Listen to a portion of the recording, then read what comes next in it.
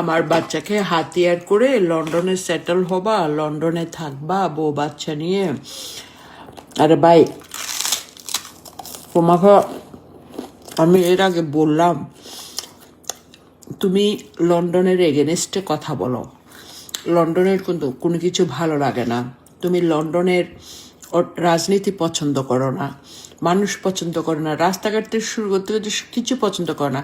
তোমাকে তখনই আমি বলছিলাম যে আমেরিকা বড় বড় আছে, তুমি বড় বড় জিনিস পছন্দ করো, যে সাগরের মতন ওখানে সাঁতার কাটতে পারবা, ওখানে সেটেল হও। আচ্ছা, তারপরেও তুমি আমার বাচ্চাকে আমার কাছ থেকে নিয়ে বাচ্চাকে হাতিয়ার করে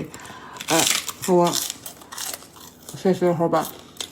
হগা ভাই, যা মন চাই করো, এটার তো আমার কোনো আপত্তি নেই, আমার কোনো দরকারও নাই তোমার। আমি লন্ডনে থাকি কেন, এইটার জেলাসে হের বউরা এই না লন্ডন দেখাই নিছে। বেড়ি বাসের সামনে ছবি একটা তুইলে বুড়ো বেড়ির মতন আমার ছবি একটা পাঠাইছে। এরে জেলাস কিরকম আপনারা ভাই বোন দেখছেন নি? তুই ওখানে ছবি তুলস, তুই তোল কর, যা মন চাই কর, আইসিস বেড়াইতে বেড়াগা। হ্যাঁ, আমার কয় বেডির লগে দেখা করতে। রে বেড়ি কোন দেশের প্রধান হয়ে গেছে?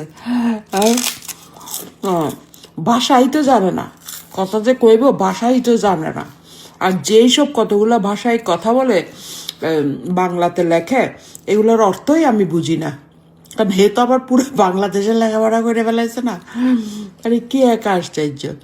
তো তুমি সেটেল হবা, সেটেল হওয়ার জন্য এত তামাশা করার দরকার কি? বাচ্চা তো তোমাকে দিয়ে দিছি, বাচ্চা নিয়ে তুমি ইউকেতে সেটেল হও, ইউকের ভিসা নাও, পার্মানেন্ট হও, যা মন চাই তাই করো, আমার তো কোনো সমস্যা নাই।